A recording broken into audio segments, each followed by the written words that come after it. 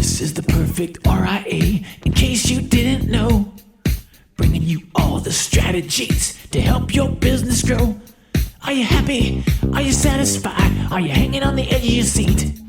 Sit back and listen in while you feel the beat, yeah.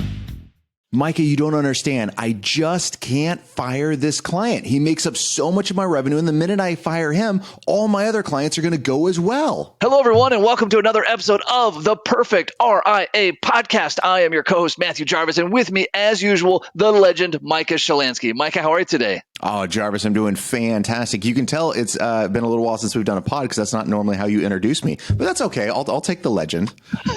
I try to switch it up once in a while. I'm a little off my game for those longtime listeners, and there are quite a few of you, and we appreciate you. Micah is no longer in a van down by the river. He's actually in a house. I see in the background, I see sheetrock, a bookcase, and a camp chair. Is that a camp chair I see? That is correct. I am sitting in a camp chair, but I do have carpet. It is painted. The house is painted. That's there. I do have a plastic folding table for my desk.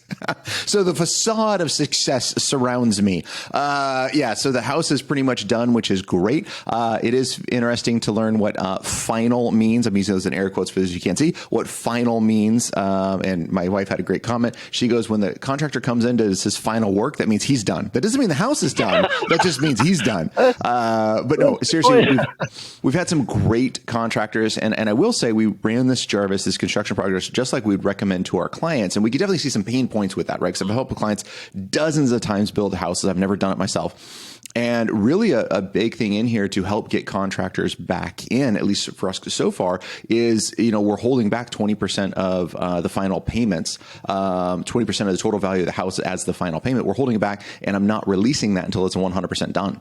And so some of the subs are like, hey, I'm going to get my payment. And I'm like, hey, your work is contingent upon somebody else's. You better get them to get it done. Even though we have a good GC, my hard answer on that one is no. And when I've done this with other clients, it's amazing that someone will come really close to finishing a house and say, hey, you know what? We're like almost done. Would you just give me like most of that money at the reserve? Because really it's only a couple $1,000s worth of work. Would you cut me the $150,000 check or whatever it is? And the client does. And then what happens is that contractor never shows back up to get that $1,000 work done. And just like when you bring in any other professional, any other developer, any other contractor, they're going to say, oh, if I would have been here, I would have done it differently. And they're going to want to redo things, and it doesn't cost that $1,000. And so anyways, that was a little tirade on the building side. But whenever we have clients building homes, that's a solid value tip that we always give them, is saying, hey, this is normal for contractors to do this. You really got to watch out for it. Otherwise, it's just going to cost you more money.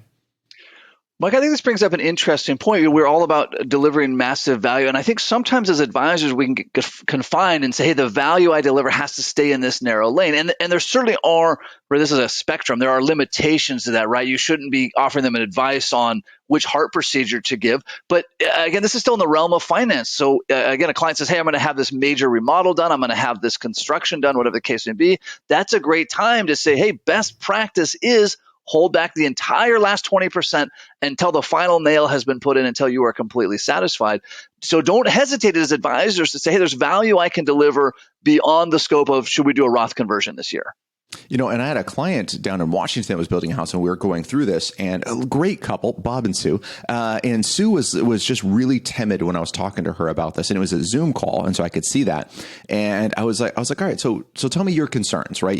You're saying you agree to this concept, but what is it? And she's like, Micah, I feel he's going to like bull over me, and I feel that he's just going to, just be so not physically aggressive, but so verbally aggressive, I'm just going to want to pay him the check, and I don't feel I can tell him no. And I was like, great. Can I have a conversation with him? And she's like, what? I said, can I chat with him instead of you? I was like, you're welcome to be there, but I'm happy to have this conversation. And I'm just going to tell him I can't release authorization to funds until these are done. Now, granted, it's your money. I really don't have any say in it, but he doesn't need to know those details. Mm-hmm. And she was elated. So I had a conference call with him and went through it. And I became the bad guy, quote, on the call. But it just like I did that recording with Rod Zeba on our estate planning class, right? Sometimes us as the advisors need to step up in different fields and be the bad guy in order to help the client out, right? I'm going to step in and be that little middleman that says, no, contractor, if you want this money, here's the things that you said you're going to get done. And sure, that had nothing to do with AUM. That had nothing to do with Roth conversion, nothing to do with everything else. But it was everything about money. It was everything about their goals and helping the client achieve their goals. And again, I'm not meeting with the doctors and saying what medical procedure, out of my lane. Having a contractor that says, great, I'm not going to pay you until your work's done. Yeah, I can do that all day long. Mike, it's talking about being the bad guy, quote unquote, on that. We do that all the time with clients who are having financial differences with their kids, their adult children, right? So adult children say, hey, I want you to pay for whatever, my third master degree, or pay for my house, or pay for my whatever else. And so anytime those situations come up, we really want to feel out the client. Is this something that you really want to do? Or is this something you feel obliged to do? Or, Mike, in the example of your client, you just don't feel comfortable putting up that wall. And in all of those cases, I tell clients, hey, go ahead and point the proverbial gun at me. Say, hey, my financial advisor says I can't do this. Again, Micah, to your point, I can't physically restrain them from taking money. That's not how that works. But that empowers them. And I even tell the client, I've never had a client take me up on this, but I've been told them, hey, if you want me to sit down in a family meeting and explain why this doesn't work for you financially, I would be glad to do that. But luckily, it's never had to go that far. They go and they say, oh, it's such a relief. Yep, I'm going to go tell my client or my child, I can't give you $100,000 because my financial advisor says I can't do it. Perfect. If that works, that's what I'm here for. You know, another great resource on that, and eventually we're going to have to get the podcast topic today, but another great thing that you can step up and do is just saying, you know what, because the clients want to help their kids in some way, but okay, paying for that 17th master degree in women's studies maybe not be the best thing for them. So maybe the solution is saying, hey, maybe there's some bigger goals here. I'm happy to meet with your child for 30 minutes and help them walk through some things financially and come up with some different options for them, right? We can easily do that. And by the way, I offer that to all of my clients. I'm not going to onboard all of their kids as clients, but I'm happy to meet with them to give them some great guidance, give them some great reviews, maybe point them in the right direction. That's 100% inside of my wheelhouse to do. And it allows the client to say something else besides no for no reason whatsoever. Mm-hmm. For that reason, I always keep a big stack of Dave Ramsey books at my office, The Total Money Makeover. And anytime a client brings up financial concerns with their child, I offer the same thing you did, Micah. Hey, I'm always glad to talk to any of your family and friends about finances, get them pointed in the right direction. And then I give them a copy of Dave Ramsey's book, I offer to mail it to them, whatever the case may be, because it's a great one about getting your financial house in order. So, Micah, I think this actually segues into our topic, which is graduating clients to whom you're not delivering massive value. And it's a subject we've talked about in the past. And I think the reason the segue is so good is we just highlighted, we just went on this rant of all the places we could deliver value related to building a house. This isn't even like mainstream finance. There's so much value that we can deliver that when we have clients to whom we can't deliver massive value for whatever reason, we have to part ways with those clients. Yeah, and it's not something. Right. Let me just put this in the other way. Please. Where I get in trouble with it is I can look back and I could say, but I could really help these people if they would listen to me and if they look at all of the good things that we could do. So Jarvis, and a lot of times in my cases, it's not been something where I couldn't deliver value. Like sometimes people come in that says, look, you need to go find somebody else because you're getting into an area of foreign tax, of highly executive comp strategies, that I'm not super familiar with, and I can't add a lot of value with that. But that's not the cases that get you in trouble. The cases that get you in trouble is an area that you can add value to, at least that get me in trouble, is that I know I can add value to. I want to bring them in and says, look, if you just listen to me, man, I can make your world such a better place. But sometimes those clients don't want to listen, even though they say they do. And man, that can create one heck of an issue. Yeah, and it's a bit of a slippery slope is not the right word. It's a bit of a gray area because we've all had clients that needed several discussions before they were ready to take action on something, right? So there's this area where we're saying, hey, I need to help educate the client. This isn't a decision they're going to make overnight. But then there's some point it crosses a line to they're never going to make this decision, right? That's whatever the case, an estate document. Let's use something that's really profound. All right, you need a estate document. Some clients, they need a few discussions. There's some head trash to get over, whatever the case may be. But then there's others who are just never going to get around to it. And it's easy to tell yourself, Mike, to your point, they'll get around to it eventually. I'll eventually convince them this is the right thing to do, but the line has to be drawn at some point. Amen. That is such a key point. Where is that line? And that's one of the first things that I think we need to start off with, Jarvis, before you even get to this point. If you fail to graduate a client, right, or fail to bring on the wrong client that's going to be there, why did that happen? And maybe we need to step back and say, what are your 3 Ps? For our longtime listeners know that I have 3 Ps that I meet with every single prospect: personable, productive, and profitable, right? The client has to be personable. I got to like them. I got to want to meet with them. I got to be excited to. It doesn't mean they need to be my bestie, so I'm not looking for that type of relationship, but I got to be excited to meet with them, and they have to be engaging and connecting with me as well, because in my experience, that really helps that relationship and have relationship capital. And when I'm excited to work with someone, man, I will do a lot better work than it's like, crap, do I really got to talk to Jarvis again today? Right? I mean, so that's not a lot of fun. I want to be excited about it. So you got to be personable, then productive. Productive means I got to be able to help improve their situation, that I can add value to their situation. It also means on their end, they got to be coachable. They got to be able to take advice and take action. If sometimes clients just aren't coachable, right? So these 3 P's work on both sides of this. Then the last one is profitability. I got to be able to make money, and I got to have that defined.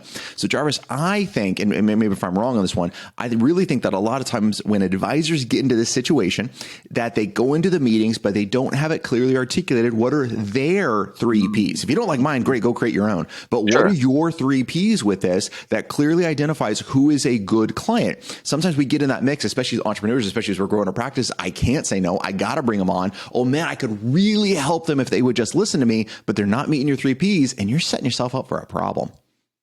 Yeah, you're setting yourself up for a lot of problems. Let's say that the client, and this is usually the case, the client's not even like an irritable person. Like they're not a bad person's not the right word, but they're not a person you dread hearing from, but they're not following your advice, and they're not exactly personable. They're not mean to your team, but they're not exactly nice to your team. What happens here are a couple of things. One is it erodes your confidence as an advisor. So when you have a client that doesn't follow your advice is all you have. Like that's your only product. And when people don't follow your advice, it erodes your confidence. And that may not seem like an issue, but it becomes an issue over time because your team notices that as well. They say, hey, Bob and Sue, again, always our fictitious client example, hey, Jarvis told them to do this and they never did that. Okay, well, do we have a lack of conviction in that advice? Is that a deal breaker or not? If that one's not a deal breaker, what about these other ones? And so it opens this door to saying, hey, my advice is take it or leave it, which is not the case.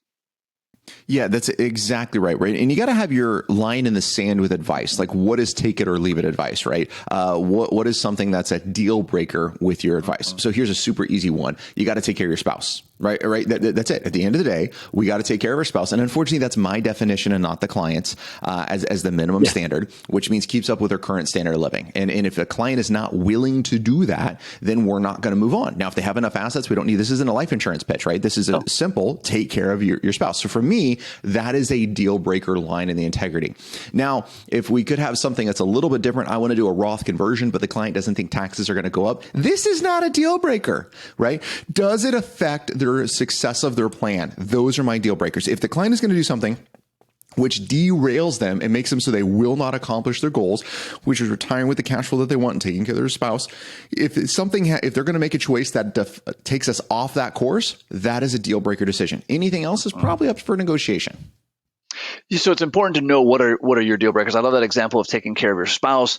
Other examples that I think of, and you might think that this one is a selfish one, but if I was in court being sued by the children of the client, would I be able to defend what's happened? Not what my advice was, what actually happened here. Yeah. Because I've talked before on the podcast, I know advisors who have lost lawsuits to children of clients because what seemed like good advice at the time, once skewed differently in court, did not seem like good advice.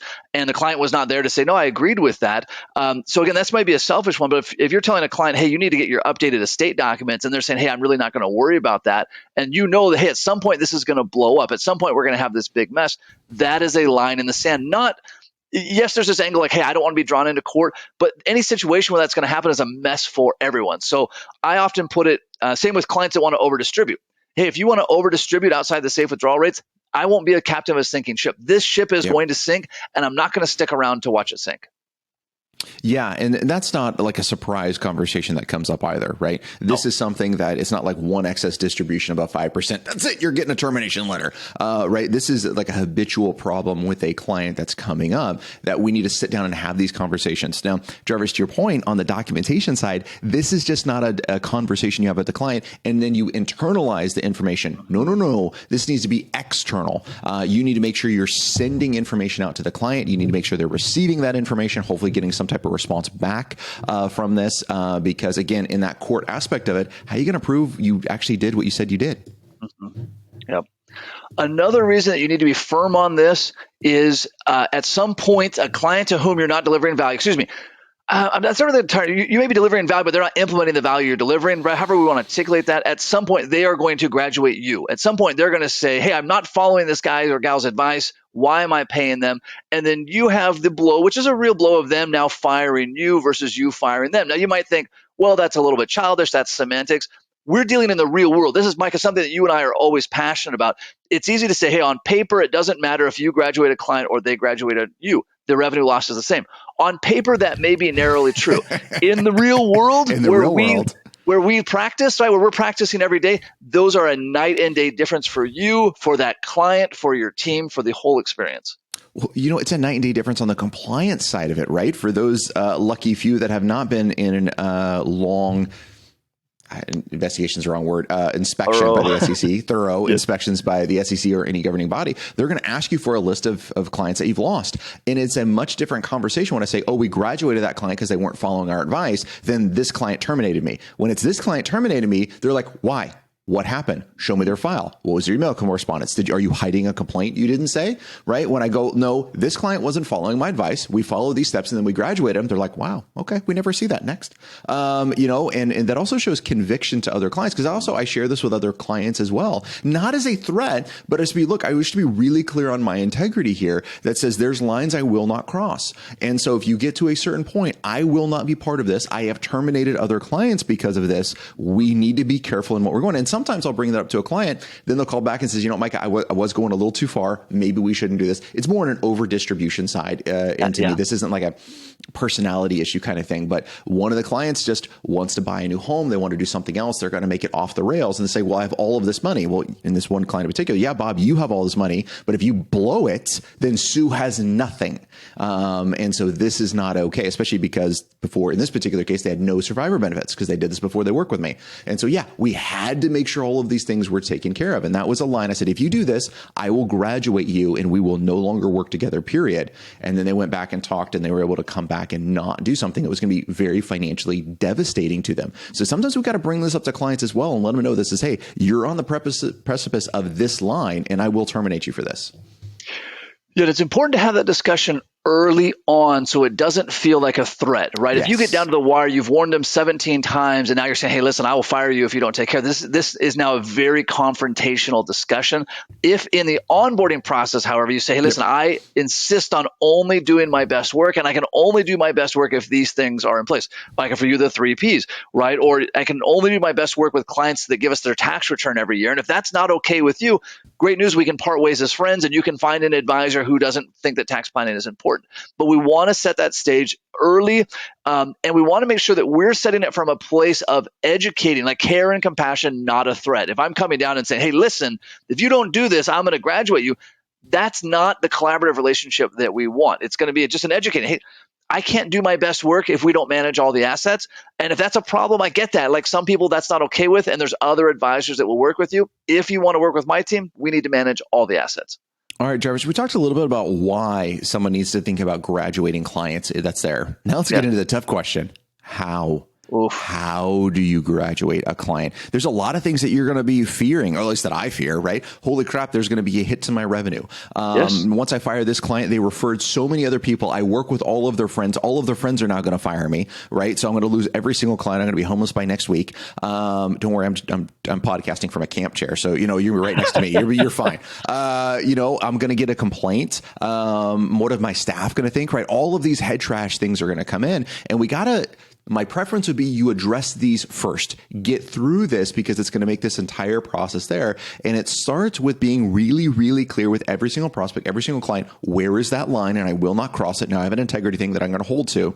Then Jarvis, how do you do the execution of this? Is it in person? Do you do a letter? You send them a telegram? You make a TikTok? What do you recommend? How do you execute a client? Well, I was going to say execute the termination of a client, but I don't know if that's any better. Termination of a client, that's a little bit different.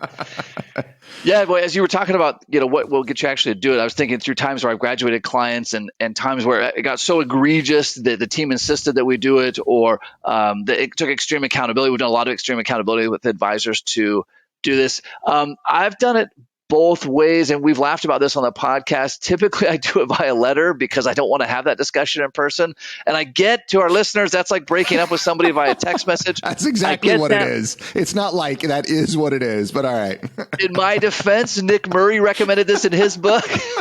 What does he know? I can't imagine that Nick Murray ever passed on the opportunity to wring somebody's neck. Like, just having known of Nick for so many years, I'd imagine that he would like call a client, on their birthday and tell them that they were, I can't work with you anymore. You're a terrible human being. On their birthday.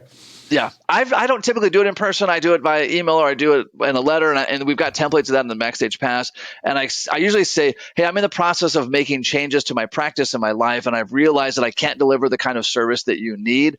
And as such, I'm recommending that you go work with other advisors. And here's the steps that we're going to take to facilitate this. And as a gesture of good faith, we're going to refund the last quarter's fee, which, by the way, we have to do anyway, right? We could prorate it, but that's a terrible idea. We're going to just refund the last quarter's fee, and we wish you all the best. Yeah, I mean, that is a solid way to do it, and it works, right? So we can make fun of you for it, but do what works. It's there. I prefer the in-person stuff. That's just me, which does sometimes make the process longer, by the way. So here's a downside of the in-person, because now I got to get him back in for an appointment, either outside of surge or the next surge, and now I have this kind of thing that's out there. I will do this outside of surge, by the way. I'll do it for a mini surge. I'll bring him in. I don't want this thing hanging out there for months at a time. So bring them in. I'll have a really good meeting. I'll outline the planning. I'll outline things that they need to be thinking about, outlining it's going to be. And then I'll say, hey, one of the things that we've always talked about is making sure that this is a productive relationship and that I'm adding the value to you that you need to do it. And I think we've done a solid job. We've really helped you in a lot of these areas. I'll get them to agree earlier that we've helped make progress, because I want to end it on a good note. It says, yeah, but going forward, I kind of think you're on autopilot, or I'm not going to be the best one to help you with this. And here's what I would recommend going forward. But for the fee in which you're paying us, I don't think we're going to be able to provide the value that you need. And so for me, that works out really well. And most of the time I get to say it, not most of the time, every time I get to say it with tons of integrity that says, no, that is 100% true, because what they need is not what we're going to be able to provide. Mm-hmm. Yep. And we have to do that. And sometimes it helps me to relate it to extreme scenarios, right? If a client came in and said, hey, I need help sheltering assets in the Cayman Islands because I think I'm going to get sued. Okay, well, I don't do that. That's an easy one, right? So right. Sometimes it's nice to take it to the extreme. Great. If a client wanted to do criminal activity, I'd say, no, we're not going to do that. On the opposite extreme, right, Micah, to your point, if a client says, hey, I want to take $2 extra, that's not an issue. But in there somewhere, you've got to decide, here are the lines that I'm going to stick by. And it's always going to be a bit of a gray area, but you've got to just say, here's the clients. And Micah, you and I have talked many times about making a list of clients, removing the names, just looking at the revenue to make sure they're profitable. This can also go the other way. Have the list of names, remove the revenue, and hey, how well do they follow my advice? Do they come in for appointments when I ask them to? Do they send in their tax returns every year? Or are we using retirement tax services and we're getting their 8821s in? Whatever those key things are for you, have your list of 5 or 7 metrics, and then go down the list of clients and check the boxes and look for the red flags and really hold yourself accountable to that. Yeah, I think that's really the key right there is what are your checks? What's your guidelines that you're going to have? You got to have some way of consistently evaluating this, and you got to bring your team into this, right? The team needs to be inside of the discussion, which, boy, this is the hardest one for me, allowing the team to choose a client to graduate, because it's going to be a client that I probably don't mind meeting with. We get over a long relationship fairly well, but they just rub the team the wrong way. And I'm like, ooh, I don't want to drop one of my top 20 just because you get your feathers ruffled twice a year. So you got to have that conversation with the team and say, where is that line? But they need to be a part of this too, especially some team members, especially more on the operation side. If they start seeing us losing clients for whatever reason, it's like, oh crap, am I going to be unemployed? Am I going to go under? And you and I can look at it as like, sweet, we needed to drop those anyways. They weren't ideal fits. We're going to be there. Now, whether we have head trash personally, whether our team has head trash around these different things, what is the one thing that cures all ills? What is that one thing that's out there that's going to make this pain go away? And that is prospecting. That's right, folks. Prospecting cures all ills. So if you're having an issue with this and saying, man, I can't let this client go, that's because your prospect process sucks. That's what it means. And now, if you have a phenomenal prospecting process, which allows you to deliver value to prospects, to bring them on to clients, you have a process of success when you bring them on, that you're going to keep clients. Graduating a client, it's going to take that sting away from it. If you're only bringing on 1 to 2 clients a year and you start graduating some, ooh, that hurts. Mm-hmm. Now, Micah, on that scenario, right, when a client graduates you, now this is something we actually had earlier this year Yeah. in our practice. We had a client graduate us. And it's to your point, I look at it and say, cool, they weren't a great fit. They weren't necessarily following our advice. I probably should have graduated them before. There's one more room in the arc, so to speak, to take on another client. That's great. You need to work with your team on that because they have head trash too. And Mike, as you mentioned, it occurs to them like this client quit, every other client's going to quit. But separate from managing your team, when a client does decide to graduate you, this is where you need to go above and beyond with service and value, right? So we talked about refunding the fee. We talked about facilitating the transfers. This is where I would list out, hey, here's 4 outstanding action items that we had that you'll want to make sure if you're doing it on your own or whatever you're doing that you take care of these. Here's 5 things I hope that you keep in mind. We really want to go above and beyond. I also am going to say, hey, listen, if you had any questions or you need notes or records for anything, feel free to reach out. Now, there is going to be a line there, right? If you're not paying me, you're not getting advice from me, but I want to make that transition as smooth as I possibly can. You know, Jarvis, this happened to me this last year because, as you know, Christian has come on as an advisor, which is fantastic. Yeah. He's going to be taking on about 100 or so clients. But out of those clients, I had some exceptions. And so I had a little bit of an integrity issue of giving him my exceptions. I was like, nope, I got to clean. This was my mess. I'm not going to give it to clean up. I'm going to clean it up. So because you're allowed 5 exceptions to the rules for 100 clients. Now, not to pain in the butt clients, right? You got to be careful on this one here. But there's a couple of clients that we didn't have all of their assets in. We had most of it, but they were one of my 5 exceptions. I really liked them. These are my excuses, right? Whatever. There was an exception. But when I transferred them over to Christian, I was like, no, I got to handle this in-house. Now, the vast majority of them decided, yep, great news. They're going to transfer everything over, which is fantastic. One decided they were not, and it just wasn't something they were willing to do. Clearly, I lacked providing value to them that way. So I said, fantastic. As you move forward this next year, here's a list of all of the value adds that we were going to provide. Whoever you're working with, this is what they need to do, and this is what the outline should be for the next 10 years. So I kind of took it to the next step. Is on their way out the door, I wanted to hit them with so much value that's there, right? But also like not just smirking to say all this great stuff that we do, but also saying, no, these are real things that you need to be on top of. And if you want to run it yourself, I wish you nothing but the best of luck. Yep. It's a version of the dishwasher rule, right? We need to make clients aware, ideally proactively, but in this case, if it's reactively, still same thing.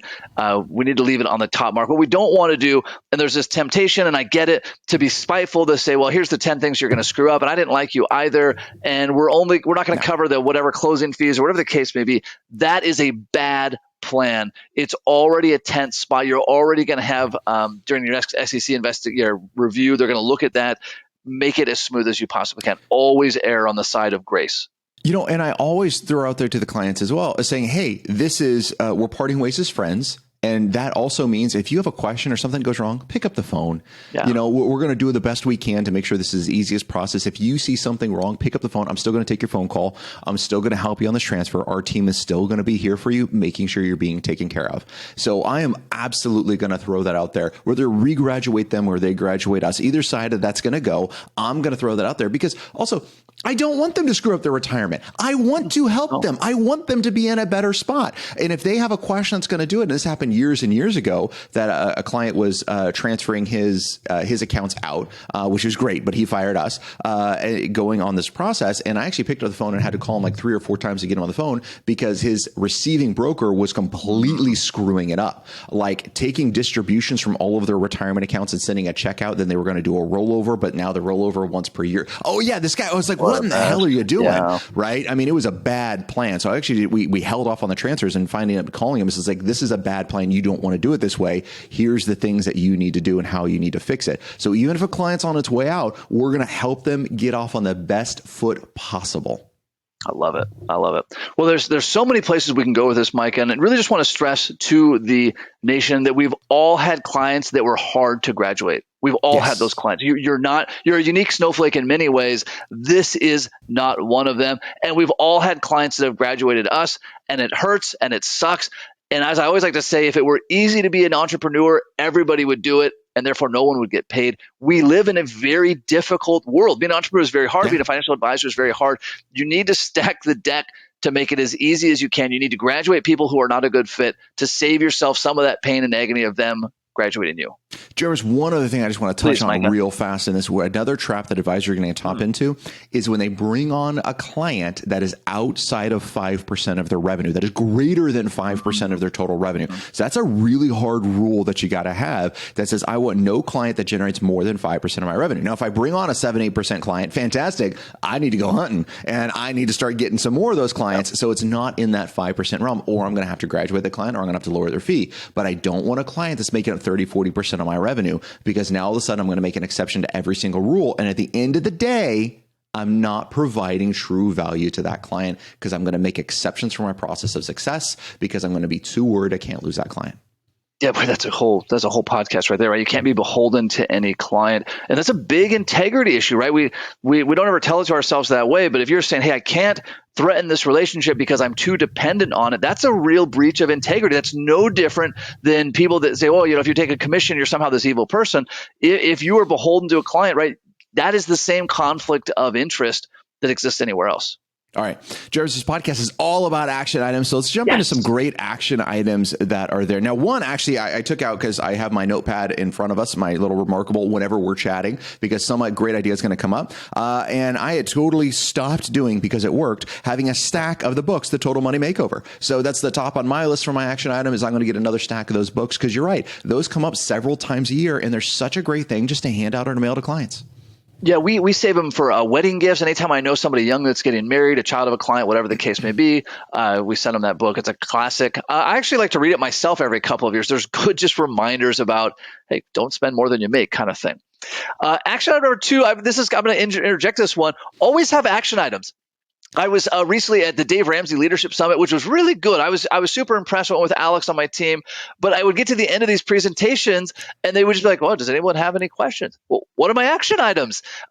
Always have action items. Always have action items. But action items specific to this, we mentioned it earlier in the podcast. Make a list of all your clients, have next to that columns of what are deal breakers, and go through and make sure that your clients are meeting all of your deal breakers, and give them a chance, right? You can go back to them and say, Mr. and Mrs. Client, I was reviewing my book of business and I realized that we never got your tax return, and give them a chance to make that right. But then you need to have this hard discussion with yourself and say, hey, I'm not delivering massive value here. We need to part ways. Yeah, and I know Jarvis is just an advisor talk, but we never say book of business to clients. No. Another thing, that I would really encourage, you never want to have this conversation as your first conversation when you have to have this conversation. So what does that mean? Practice. Go get the letters and Backstage Pass. Go look at the videos. Go through the process. Practice having that conversation, even though it's awkward. Do it in camera. Record yourself. Go through this on how you're going to have this process. Even if you send a letter, I think you need to practice on a phone call. What if you, Jarvis, I don't know, this is my theory. Yeah. Has a client ever called you after you sent them a letter? Sure. Yep. I've had them stop by the office after I sent the letter. Okay, then you need to be prepared for that. What are you going to say when they call you, when they show up in your office, when you have that in-person conversation, and make sure you're prepared for it so you're not caught flat-footed. Yeah, same for your team, by the way. What's going to happen when the person calls your team and says, hey, I got this letter from Jarvis. What's going on here? So you always need to have that in place as well. Last and final action item for today, vote early, vote often. The podcast is now well over 1 million downloads, which is both mind-blowing to me, but also just so incredible. It's so exciting to see the entire industry shifting around these ideas of delivering massive value. Whatever podcast platform you listen to, I know a lot of you are shifting from Apple over to other platforms. Be sure to give it a 5-star rating. That helps spread the message. And Micah, until next time, happy planning. Happy planning. Information designed to change lives. Financial planning can make you thrive. Start today, don't think twice.